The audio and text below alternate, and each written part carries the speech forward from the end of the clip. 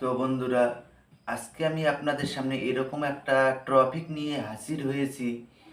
তো সেটা হলো দুশ্মনী সৃষ্টির অন্যতম তদ্বির। তো এটা দুজন ব্যক্তির মধ্যে এরকম তার মানে বিচ্ছেদ ঘটবে।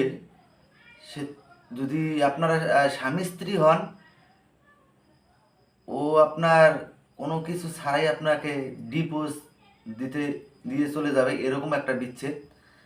তো আপনাদেরকে বলবো যে এটা আপনারা বুঝে শুনে প্রয়োগ করবেন।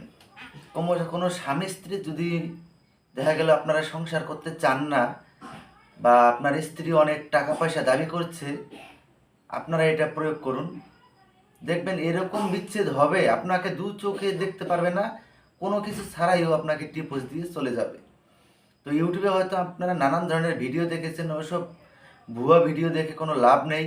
আমি আপনাদেরকে বলবো যে আমার চ্যানেল থেকে যে কোনো তন্ত্র মন্ত্র সাধনা তদ্বির দোয়া প্রয়োগ করুন, 100-100 গ্যারান্টি দিয়ে বলবো আপনাদের কাজ হবেই। এখানটায় কোনো টাকা পয়সার কোনো প্রয়োজন নেই। অন্য সব চ্যানেলের মতো আমার এখানটায় কোনো টাকা পয়সা দিতে হবে না।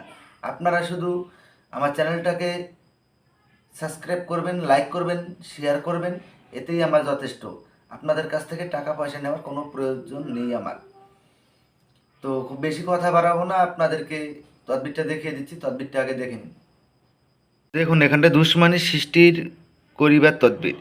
দুজন লোকের মধ্যে শত্রুতার সৃষ্টি করতে বিচ্ছেদ ঘটাইবার জন্য চন্দ্র মাসের শেষ মঙ্গলবার অর্থাৎ জহর সেতরার সময় নিযুক্ত নকশাটি কাগজে লিখিয়া কবচ বানাইয়া একটি পুরাতন কবরের মধ্যে গাড়িয়া রাখিবে।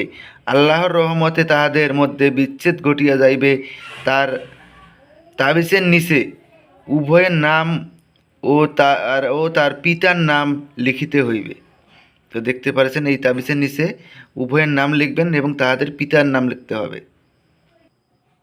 এখানটায় যেরকমভাবে বলা হয়েছে আপনারা ঠিক সেরকমভাবে প্রয়োগ করুন, 100-100 আপনারা ফলাফল পাবেনই।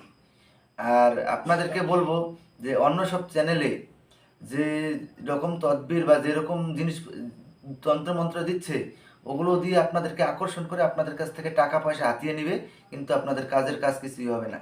ওইসব থেকে আপনারা সাবধানে থাকবেন। তো আশা করে বুঝতে পেরেছেন।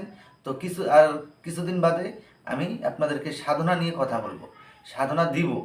যেগুলি সব সাধনা দিব আপনারা প্রয়োগ করবেন, 100-100 আমি আপনাদেরকে বলবো যে আপনারা সাধনায় সফলতা অর্জন করতে পারবেন। ধন্যবাদ।